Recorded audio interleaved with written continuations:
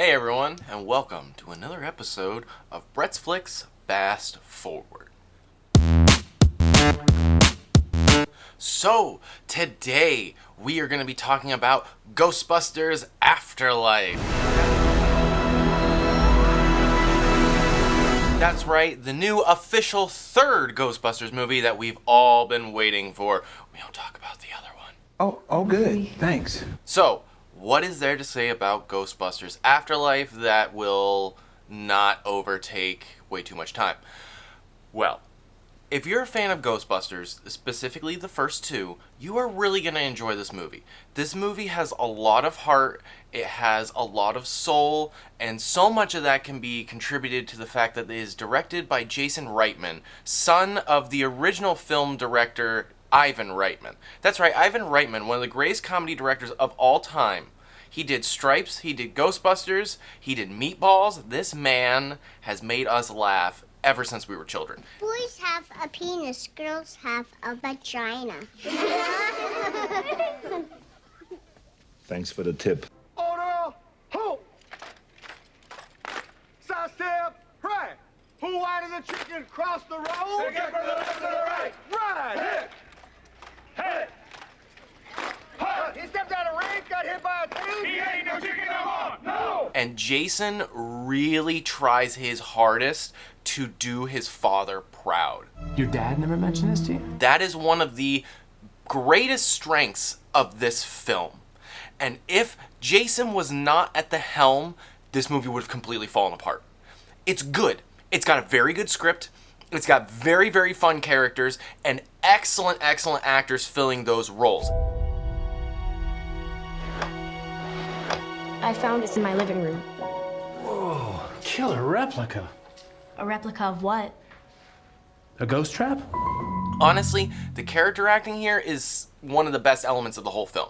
Especially McKenna Grace and Finn Wolfhard and Logan Kim. Those three, the trifecta of kids, they're fantastic. They make all the lines feel real and believable and completely coming from their character. Hey, remember that one summer we died under a table? That's one of the major differences between this film and the 2016 film.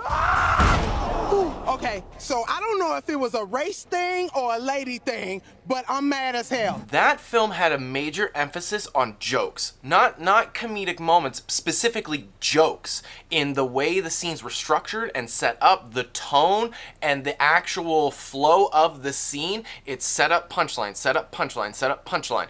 It is constructed to be a joke-filled movie. Don't piss off the ghost. Really? Whereas this one, does it have humor? Absolutely. It's very funny. We should probably get out of here. You're an adult.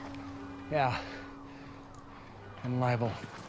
But one major difference, all of the jokes come from a point of view of character and not comedy.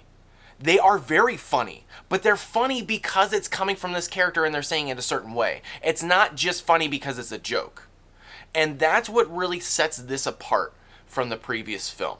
It makes it feel a lot more in line with the old two movies because, yet again, there were jokes in those movies, but they were very much coming from a place of character. Venkman is very sarcastic and bitey, and he attacks with sarcasm and wit. We've been going about this all wrong. This Mr. Stay Puft is okay. He's a sailor. He's in New York. We get this guy laid, we won't have any trouble. And that's not necessarily like a set-up punchline type of humor. It's just Bill Murray being Bill Murray. And that's what made it work so well. Hey, where do these stairs go? They go up. So by coming from a point of character in this film, they really make the jokes not only land, but they feel more personal to the people saying them, which is a wonderful thing. Look, the truth is I've always kind of wondered what lurked inside this haunt box. Right, well, the only thing lurking inside here is my slowly dying soul. Is that what that smell is? Now, the film does lean a little heavy on some nostalgia fever and fan service moments, okay? That's probably one of my biggest complaints. Have you or any of your family ever seen a spook, specter, or ghost? And honestly, as a fan of the original films, it's not even something that makes me like hate the movie. It's just something that as a filmmaker, I can look at and go, ah, yeah, okay, so that moment was maybe a little overindulgent. We're closed. It's okay. It's enjoyable. If you like the old movies, you will like the overindulgence. It's just a moment that points to the fact that this maybe could have been slightly more original than what we got. The whole city. It's like The Walking Dead. That being said, though, it's very hard to toe a line just in a general sequel between giving your audience something new and then giving them what they want from what's been established by that franchise. Do, re. Be gone. You want a little new and you want a little old. Very good, Lewis. Short but pointless. And that goes doubly so for a franchise that hasn't had a proper sequel in 30 years or so. So this film has a lot of balancing acts to do. And overall, it handles them very well.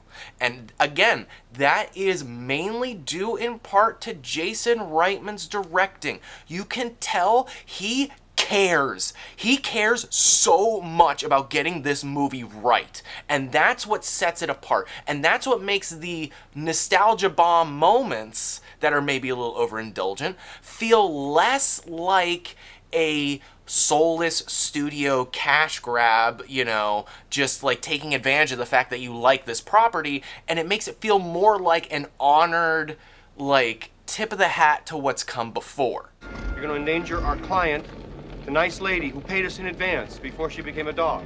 The pacing in this film may be a little slow for some, but is absolutely deliberate. Yet again, this is not a film that is based around jokes. This also, while it has an adventure storyline, it's not paced like an action-adventure movie. This is a comedy movie with adventures. If you watch the first two films, they're structured very similarly, especially in the first one, where we spend the bulk of the first half of the film with our characters, getting to know our characters, and having fun watching our characters discover ghosts and learn how to catch them. Oh, nice shooting, Tex. And then once that is established, they kind of start bringing in Gozer and, you know, the actual big villains of the film. I am Vince Clortho, Keymaster of Gozer. Volga Sildroar, Lord of the Sabulia. Are you the gatekeeper? And that is very similar to how this new Ghostbusters is structured. Go, go, go!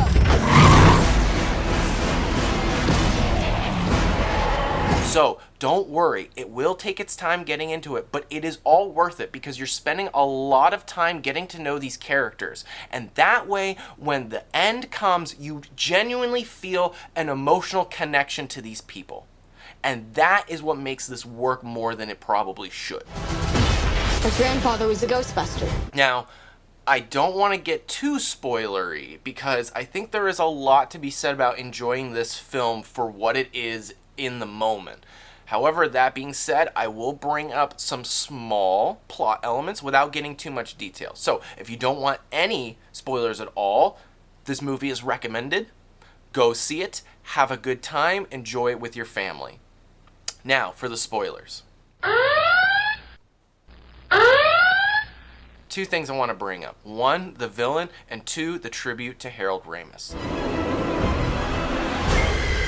Our villain in this film is Gozer, yet again. That means we have the Keymaster, we have the Gatekeeper, and the mechanics of how they act and operate is very, very similar to what happened to Rick Moranis and Sigourney Weaver in the original Ghostbusters. The Keymaster, the Gatekeeper, they need to do it.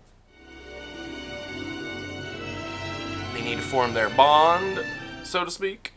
And, you know, then we summon the coming of Gozer. Gozer the Gozerian? Now, how these elements are popped into the film are different, and they still keep it fun and fresh. All right. This chick is toast. That being said, just the fact that we have Gozer at all does point to what a lot of people would complain, where it's lack of originality. But honestly, there have been tons of sequels and other entries into different franchises in which a villain from a past film makes a return.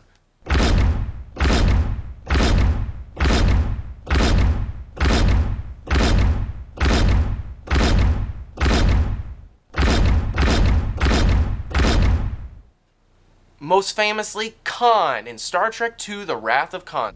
I've done far worse than kill you. I've hurt you. And I wish to go on hurting you. They brought Khan back from the TV show, and that has become the, epitome of Star Trek films.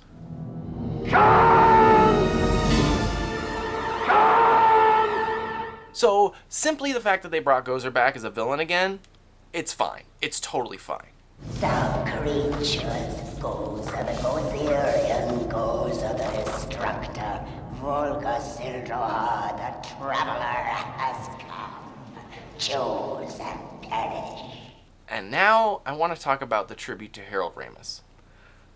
I can see from some people's point of view this being in poor taste. Egon is a character in the film, and he is a ghost. My grandfather died. My mom says we're just here to pick through the rubble of his life. Okay? You experience feelings of dread in your basement or attic? However, the film utilizes Egon's ghost in a wonderful way and actually makes him a major part of the film itself. Who are you? If you're counting moments where his ghost moves stuff without us actually seeing the ghost, Egon's ghost has more screen time than the rest of the original Ghostbusters. And that is deliberate because the plot is built on this wonderful emotional arc of McKenna Grace's character discovering that Egon was her grandfather. You know what this means, right? Your grandfather was a Ghostbuster. And that is what makes this work. That is what makes the tribute to Harold not crass, in my opinion. Because, again, it all comes down to Jason Reitman. He's doing right by his father, he's doing right by the original Ghostbusters crew, and he is really honestly trying to do right by Harold Ramis and by the character of Egon. And I honestly think that what they did in this film was beautiful. It made me tear up. And I think the reason that it is okay and it works so well is because it's coming from a place of genuine emotion and care. And it's not coming from a studio head making the decision of, let's put this bit in here. This is coming from Jason Reitman going, Egon was such an important part of the Ghostbusters, and you can't have a Ghostbusters film with the original crew without Egon there in some way, shape, or form. And the way they handled it, I personally thought was wonderful. I love this plan. I'm excited to be a part of it. Let's do it. So, overall, I'm going to give this new Ghostbusters, it's going to be an 8 out of 10, I think. In terms of filmmaking, it maybe is slightly lower, maybe closer to a 7 or a 7.5. However, Reitman's directing and the genuine heart and love that he has for this franchise and these characters, you feel it. You feel it in the movie. And that's what makes it work so well. And that's what makes it a heartfelt, wonderful addition to the Ghostbusters franchise. And finally, a proper third movie. Tune in next time where I will be reviewing something else. I hope you all have a wonderful holiday season.